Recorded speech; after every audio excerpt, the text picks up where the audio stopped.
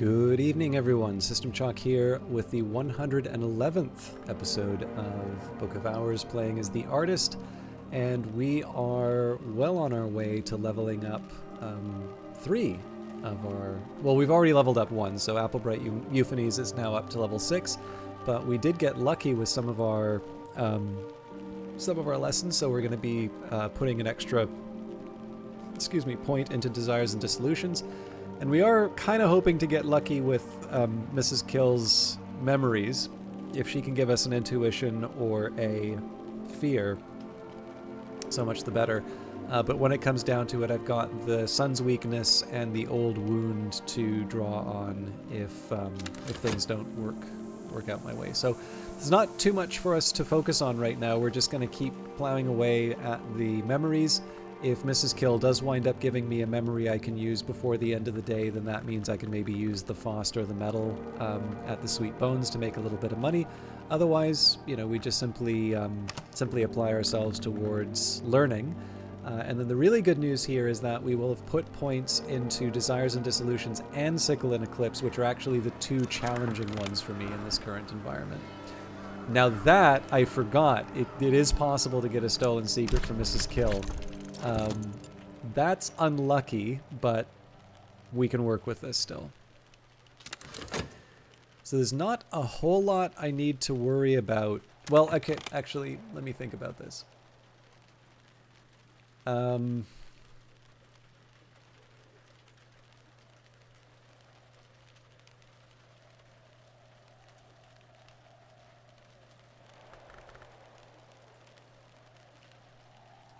I already have all the moon stuff that I can generate, so I think now is the time to... Yeah, I am going to try and make the...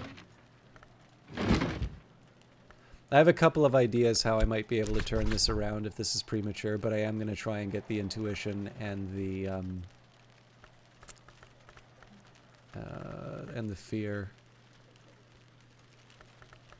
This is Confounding Parable. There's the intuition. Let's go for Book of the Centipede this time. Rose back again. I've already mastered this, but I could reread it and perhaps recall a memory. And then fear. Let's do victory. Or sorry, Viennese Conundra.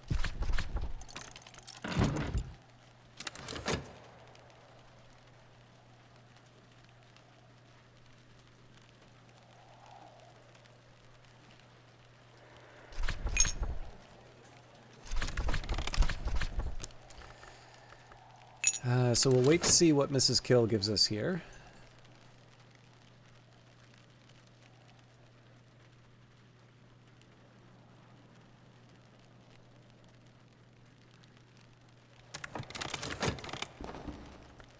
Regret I can't really work with, so what I'll do at this point, we'll talk. Mrs. Kill has seen more of the world than she usually lets on. Conversations with her yield the occasional surprise. Let's lock in the... Desires and Dissolutions. So Beguiling Melody, Rain, Satisfaction, Gossip. In this case, we give up the Sun's Weaknesses. We'll apply the... no, we won't apply the air. We'll apply the core here. At last, I'm something of an authority in this. And then we can apply the... Well, actually, in this case, we'll use the Tryst for the Sun's Weakness again.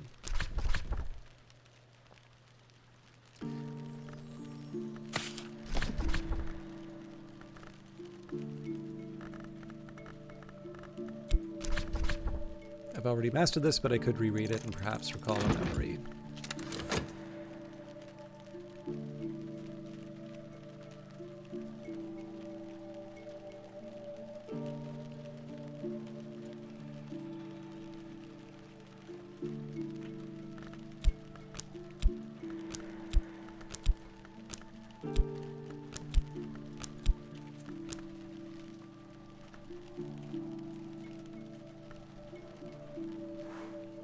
Night has fallen, dawn will come soon.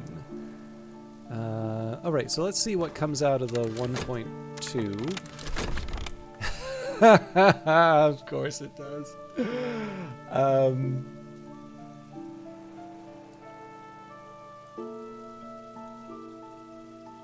I want to see if I can get clever with this. So the skill is now level 6. Its power aspects have also increased. So what I've got here is I have the Violet Chamber. So I can save the Stolen Secret, Salt, and I'm already keeping the Daidumos. So if I put the... Nah, there's no real way to make this work. So there it is in Camino Tizzer. Mrs. Kill, as every local gossip knows, came from France to marry Mr. Kill, but there's scant trace of the continent in her accent now. That's just how it works sometimes. We had a pretty good run, so I can't complain too loudly about how that turned out.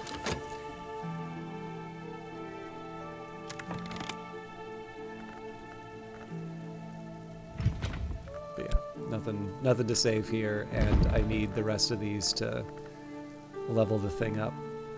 I mean, I could use the old wound, but again, I'm not trying to get too clever with this. The Viennese Conundra. Van Driel describes odd events in Vienna: the disappearance of children, epidemics of parasite activity, animal mutilations, nightmares of worms, the activities of a charitable organization, the New Legions, that funds the burial of the poor. She proposes peculiar connections between these activities. When the individual K attends the meetings, black dogs are sacrificed and quartered. When the element M is in attendance, black mares are found with their throats slashed. I propose that these sacrifices are not necessary, but that our Legion friends may consider them fitting. Herewith, diagrams of the mutilations. Medusa's riddle, then, I choose to render as what is not seen. There is another riddle, one I have rendered as what may be lost. I will delineate some historic attempts to answer it. These are, in themselves, in some sense, sacrifices. The oldest and strongest emotion of mankind is fear, and the oldest and strongest kind of fear is fear of the unknown. And the Book of the Centipede. In the mid-1860s, one Madame Yi presented an entertainment based, she claimed, on this book. The centipede always found her way into the dark places. When she was punished for it, she reacted badly, in the Mansis as in Maya. The river runs through the sands out of myth and into legend. The painted river runs the other way. One is barred to the centipede now, but she finds ways back in sometimes. Intuition. You just know, you know? Alright, let's get the Sickle and Eclipse leveled up.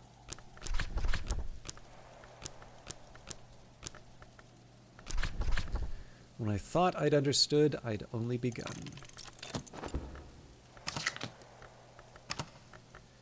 And I don't think there's anything left in the Violet Chamber. I don't think there's anything left that the Violet Chamber can preserve for us. So the perfect day would be one where we're also able to take a memory overnight, but it's not. I would be wrong to complain about how today turned out. We have, admittedly, two of our more challenging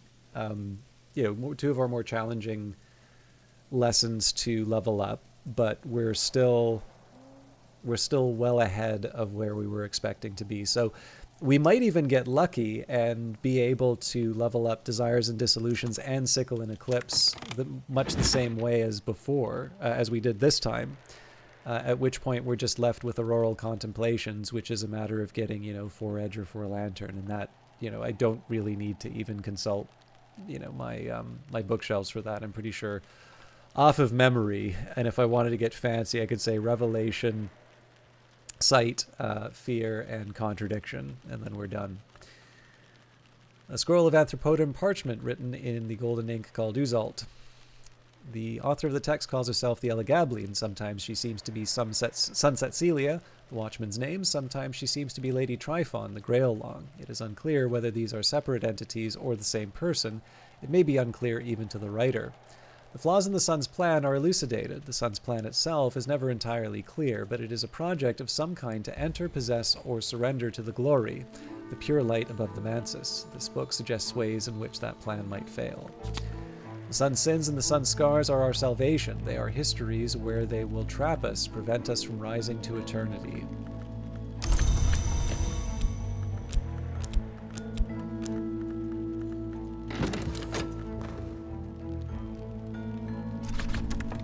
Skill is now level 7. Its power aspects have also increased. So, there's going to be some neat stuff that we can do with this a little bit later. So when we get to the top level of Sickle and Eclipse, that should bring us up to 8 Moon, and I believe that will be the highest by far. So with 8 Moon, what we can start considering is the 3 and the 3, the Saint Chiavi manuscript. Now we're not in a great spot for it. Like, this is by far one of the most challenging books to read, period. But what we have here, so if we've got the 8 in terms of the moon, then we can bring Wormwood Dream to bear on it, and then if we really felt confident, we could take our Wormwood Dream and apply it again, you know, and just hope that we get a memory. And we do have a reliable way of generating Wormwood Dreams now. So again, like I said, it's not ideal, but it is a way that we can, we have the option of getting another Numa, another Newman, if we felt that that was important. Also, it would just be interesting to read the text. But Mrs. Kill's mood always improves when I drop by. Mrs. Kill stands ready to help. You always cheer me up, she says morosely. Let's go ahead and make some money, so we'll work with the shaft here. There's not much work on offer in Brandkrug, but I can find 6 pence worth of odd jobs. So I'm going to take a slightly different approach this time around. I'm going to take one of the trysts. So we're still going to... I'm basically going to go down my checklist, but this time I am going to hold back on the stolen secret because I forgot that that is something that that can be generated, but...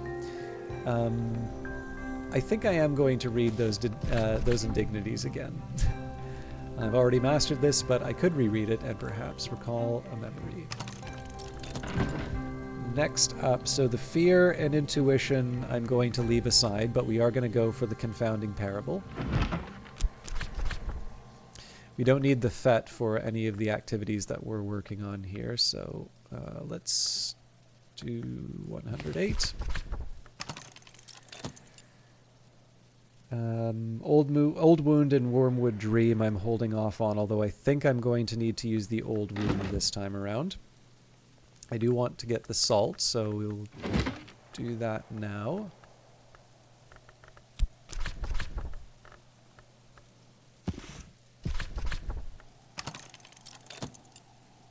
And then I said we were going to leave aside the stolen secret. So with that in mind, let's say for this we take the Tryst for Sickle and Eclipse, the Arab for Fear,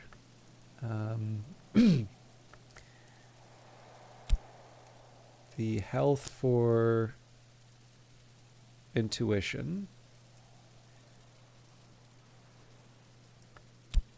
and the Whist for the Stolen Secret. Okay, so moving on from that, what I want to consider now is what are the other steps that I can take to get Desires and Dissolutions leveled up. Now again, there's a small drawback here in the fact that I am going to be fighting for moon attention. But let's just take a look at some basics. So we've got Grail, Moon, so Satisfaction, Gossip.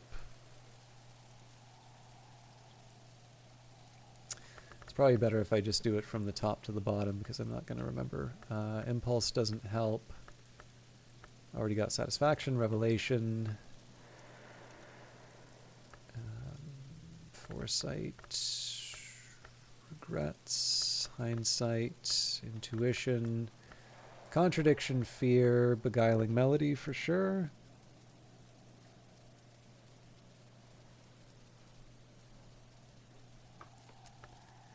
Gossip we already have. Storm, Solace, Pattern, Salt, Earth Sign, Savage Hymns, Cheerful Ditties, Confounding Parables. Okay, so we really are at this point relying on the moon.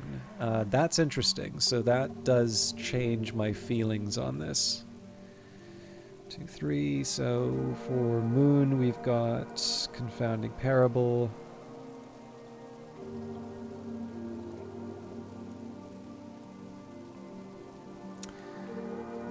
4, 5, we've got Intuition. 6 contradiction, which is already enough. 7 the Newman. 8 old wound.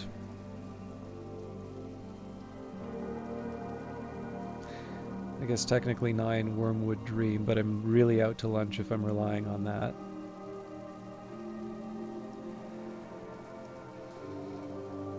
10 Salt. 11 Stolen Secret. Yeah, so I think it's fair to say we've got quite a bit that we can apply for Desires and Dissolutions. But the funny thing is that it might actually be better for me to pursue the Auroral Contemplations rather than Desires and Dissolutions today. I'm not sure. What I am going to do, though, is it seems to me like it's a sensible move to have a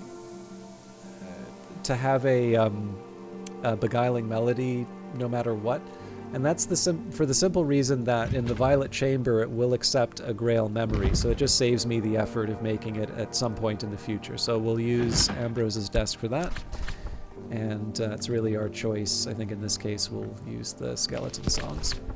I've already mastered this, but I could reread it and perhaps recall a memory. So right now what we're going to try and do is recover elements of the soul. Hey, that works for me. That's a little something for Sickle and Eclipse, and I think that saves me from needing to use the old wound.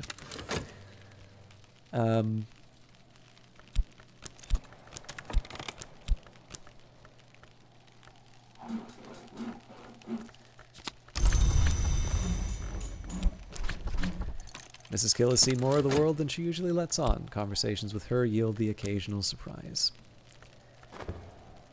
Alternatively, I could try and use this to make some sort of sky memory, but that's not that is not a good use of the day's work. If the Ascendant Harmony somehow made it easier for us to achieve these goals, I could see myself doing it. But right now, we're just going to see what Mrs. Kill winds up giving me, and then we we use our spare elements of the soul accordingly. So regret doesn't do too much, but not going to complain.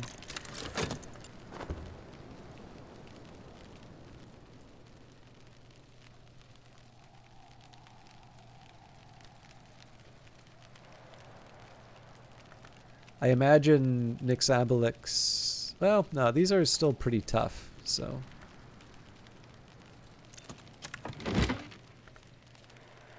Those indignities perpetrated by the deceitful fraternity of Obliviates. It's not clear whether CROD, who is identified only by his initials, was in fact an initiate of the Obliviate Order of Immortal Adepts. He wrote in the 16th century, after the order, if he is to be believed, had passed the height of its power. 58. That they did claim inheritance of the traditions of the House of Leith, but that they have disregarded both its most sacred and most beautiful ceremonies where they are not found convenient. 59. 71. The Glassfinger toxin is no mere assassin's convenient for the Obliv-idiots to confine to the disposal of their enemies. It has higher uses. Certainly it is a great matter of winter, but I have already outlined the technique by which it may be fitted for its ultimate destiny.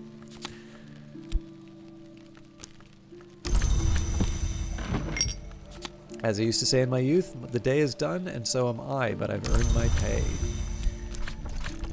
So again, this is just going to be cycling through Shapt, and we'll definitely... It would be very foolish of me to put this much emphasis on trying to level things up and then not, just use an element of the soul for earning money. But right now, this is a perfectly reasonable way to use it because I don't have enough direction in terms of where things are going. Okay, 108. Ava DeWolf discourses on the fifth history, and particularly on those who are said to have passed over from it, the Great Hooded Princes, the Knocklong, who ascended under the Mother of Ants, but now, so Ava claims, honored the Horned Axe. The Great Hooded Princes call their library the Tomb of Lies, and this has given rise to a foolish tradition that the princes are habitual liars.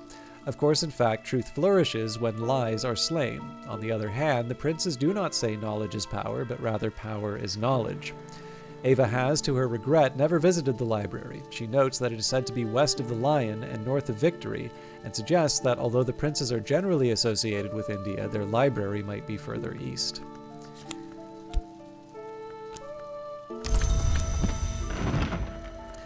The Skeleton Songs, poems of greedy delight composed by the possibly pseudonymous Arbella Dusk, the rumored heiress turned madam turned poetess. In Arbella's introduction, she explains that the book was to be illustrated, but that the Suppression Bureau would not permit it. She hints that the illustration still exists somewhere. The book is dedicated to Sir Parzival of the Red Cup. The 26 delightful fruits, the 7 chastisements, the 9 gardens, the 4 regrets. And there's a beguiling melody. That'll eventually be for Desires and Dissolutions. But again, this might be something that we just hold on to overnight. The Queen's Turn, a 16th century translation of the Barrow Child's account of Lagia's turn, when Lagia, the Queen unsated, was offered the opportunity to enter the service of the Hours of the Triple Knot as long as she repudiated her brother-lover Antaios.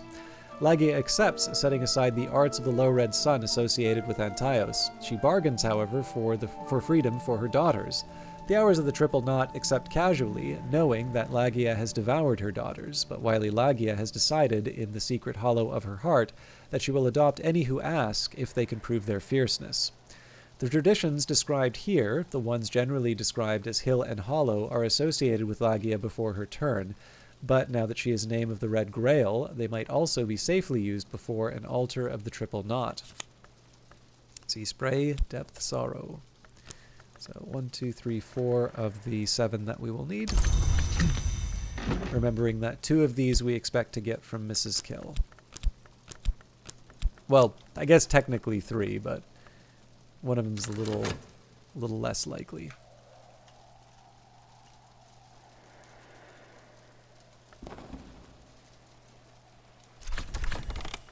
There it is, and can be no tizzer. Mrs. Kill, as every local gossip knows, came from France to marry Mr. Kill, but there's scant trace of the continent in her accent now.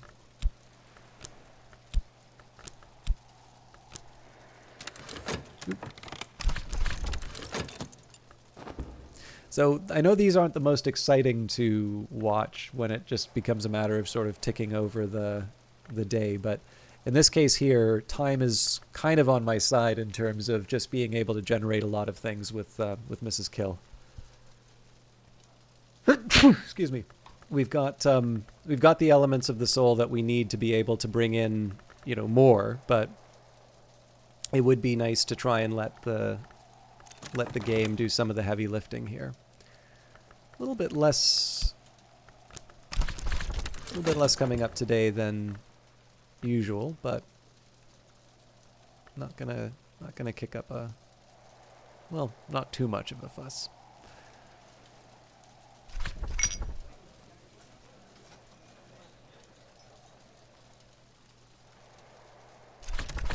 Better now. So we'll still use this for fixing and mending, but what we might do after this round, we might think about where we're sitting in terms of elements of the soul and what we might want to try and have happen with Mrs. Kill. Okay, more solace.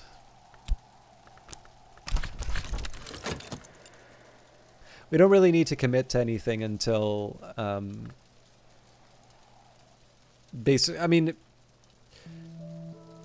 really what I want to do if I'm trying to level up 2 elements of the soul, it's nice to try and get this resolved before sort of the bells and the birds start sounding, but there's a little bit that I can do ahead.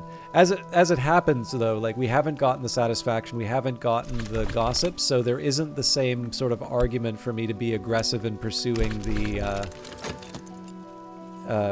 pursuing Desires and Dissolutions. Like, this would definitely be a case where I'd say, maybe we go a little bit harder on Auroral Contemplations, if I so choose. I mean, obviously, we have 3 elements of the soul that are unaccounted for. These ones are going to be required for Sickle and Eclipse, but as I used to say in my youth, the day is done and so am I, but I've earned my pay. So I'm going to renew the Shapt here, and the logic is this. I just need 1 break with Mrs. Kill to make it viable to level up Auroral Contemplation. Not even, actually, because we can use the Sun's weakness. So in this case here, having the third element of the soul still allows me to level up Auroral Contemplations while achieving our main goal of Sickle and Eclipse. And at that point, our focus becomes Desires and Dissolutions without giving up anything else. So tuppence will buy me a hearty meal in a quiet place where I can rest and gather my thoughts. It is autumn when the leaves rustle. The silent landlady has served me apple pie with steamed cream in the window nook. So yeah, this is, again, I don't really need the money, but because I needed a clearer idea in terms of where I would be with elements of the soul. Okay, there's a gossip, which sort of complicates things, but I think we've got a pretty clear... I think I have a pretty clear idea about how I want the rest of the day to work. Mrs. Gill has seen more of the world than she usually lets on. Conversations with her yield the occasional surprise. But yeah, so essentially once you have a clearer idea of the day, that's the time when you can sort of decide, okay, here's what I want to use elements of the soul for. Or alternatively, you know what, I really don't see I don't see that there is that much for me to do, so maybe we just wind up taking the money and move on. And essentially that just sort of bankrolls elements of the soul for a future period where you spend the money to renew them. The storm is interesting, and, you know, again, under other circumstances, I could see myself trying to make the Ascendant Harmony using it, but I have other plans.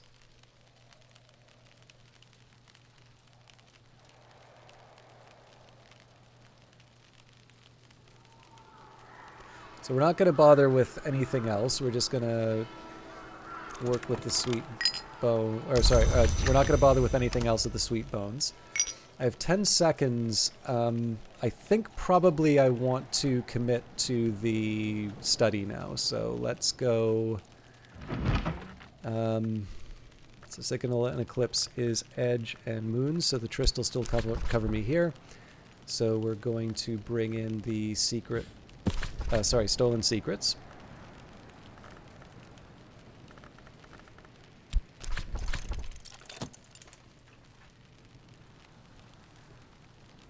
And then Fear and Intuition.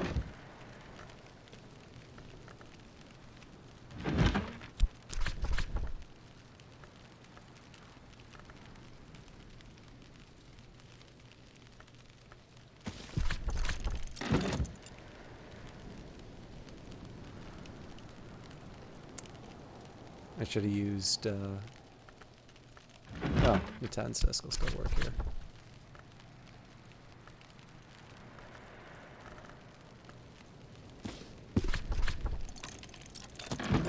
Okay, and let's go for...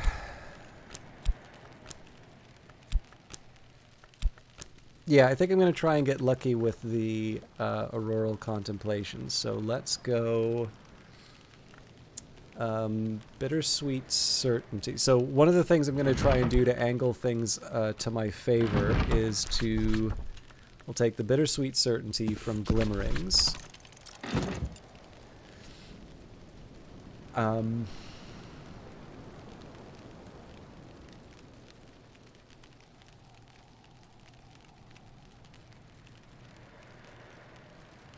I didn't write these down. Okay.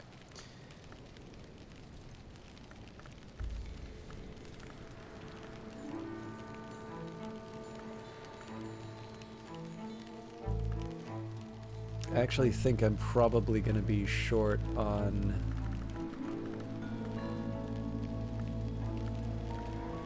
I actually really don't think there's just that. I don't think there's anything else that I can really use to...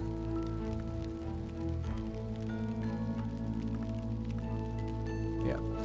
Okay, well, with that in mind then, we will use...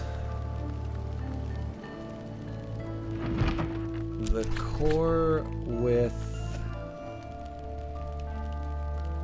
We'll get a Foresight first.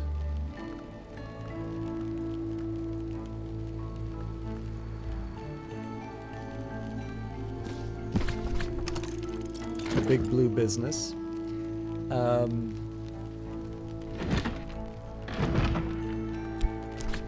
And then maybe a good old-fashioned Revelation.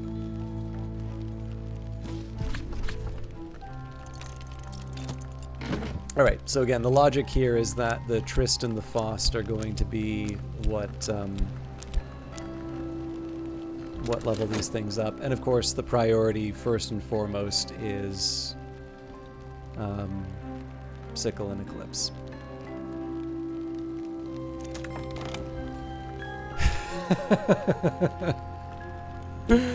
This game has a sense of humor. All right.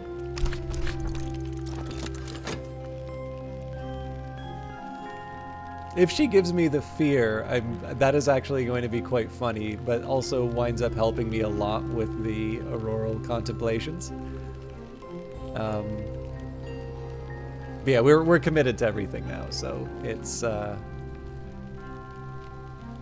there's not that much that's going to change over the course of today. So we've got 1, 2, 3, 4, 5. Yeah, I need 2 more. Again, I could try and get clever with the old wound, but I still need a bit. Still need a bit more. So now we know we're going to overwrite the intuition. That's fine. And again, I know this is a little bit of a longer episode, but I figure I might as well take care of these books because it's only a few more seconds. The extended time is going to be because of the reading. Okay. So, Deaths and Their Evasions. That one we've actually read recently, so I'm going to skip over that. Book of True Blood. Cassius the Tomman reveals the deeds of the Unnumbered Legion, the secret army that protected Rome against the Shadowless Empire. The Legion's legate answered directly to the hour called the Tribune of Scars and was promised immortality if he died in battle.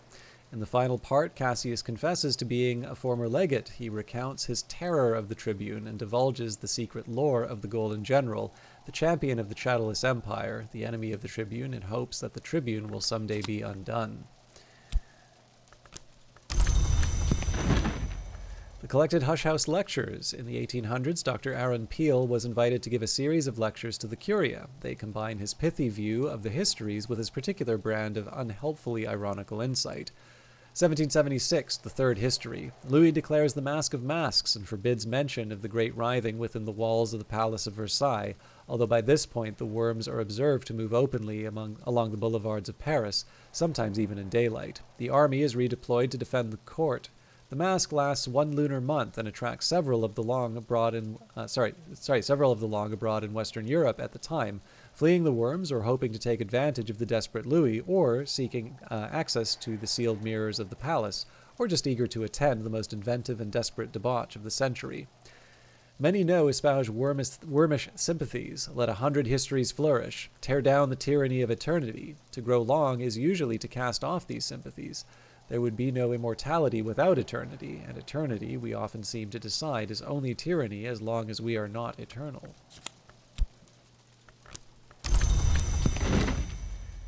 Glimmerings, an anonymous prison diary written by a dreamer convicted of oniric irresponsibility and confined to the cucurbit.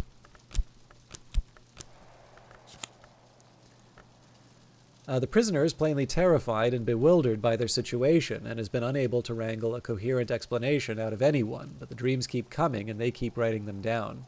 Snow, broken mirrors, half-heard sky music, flowers of white, red, and black, a blood-streaked winter dawn, the most notorious signifiers of oniric risk, fantastically vivid and detailed. No wonder they were locked up, and their final recorded dream is of a worm jewel beneath Brandkrug Isle, which they open with a key carved from their finger bone. The Locksmith's Dreams, Stolen Reflection. At the 4th volume of Teresa Galmier's expansive work, no longer a discussion of the dreams of artisans, but a valuable survey of other works. The tone is calmer than that of Trespasses, but occasionally fearful, even paranoid. This volume was published in 1926, but almost immediately recalled and pulped by the publisher at the request of the author or possibly the authorities, depending on which story you believe. A few copies survive. Janus is the gatekeeper, the twin god, the god that wounds, the presager of changes, the sun, the moon, so we identify him with the watchman, the twins, with the mother, with the forge, with the menascate and the madrigad. He cannot be all these, can he? The Flameans knew the church, knew the dry land, knew Elagabalus. Is he then synthesis, or is he something else? In Gallicaea they call him Aeneas Lamius, but the Obliviots are notorious for their slanders. Janus has, they say, not one face but two, to which I reply, why only one? Why only 2? Hersault and Cosley, according to Thomas Love Denman, once agreed that Janus was all the gods and none, but later Hersault described him as all the gods and Cosley favored none. Denman was a sinister dilettante, but this rings true of them both. And Opus Magnum Carulium. Ambrose Westcott used to render the title of this venerable and anonymous work mockingly as The Big Blue Business. A kinder translation would be The Great Work in Azure. The reasons for Westcott's enmity to this work are clear to any pyroglyphicist. I hope I said that right. It is written at least 2 centuries before he was born, but anticipates or undermines many of his preferred conclusions. The work in question is the creation of the blue gold allegedly necessary for the terrible rite which allows a forge long to become a name. The book mentions that pyroglyphics techniques can be used with forge to create iotic essence as a necessary component, but withholds the final step, insisting that the consequences are too dire and that any interest should remain only a matter of theory. Wits Forge and Fire Blast, meanings press and screw. Coleridge on Donne's poetry. Okay, so we have 11 seconds left. I think the best option for me here is to work with Sickle and Eclipse first, because I will need the Tryst for... I mean, technically I have 2 Tryst. Yeah, actually I do have 2 Tryst. Let's still work with the Sickle and Eclipse. At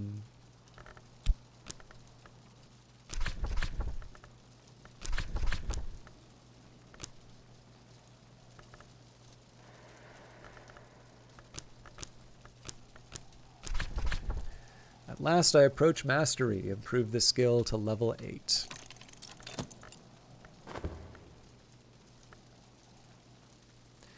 I'll also rest on the Beguiling Melody. I don't think I have any other option at this point. I mean, obviously the Gossip and Satisfaction are options, but just in terms of preserving one memory, I think the Beguiling Melody makes the most sense.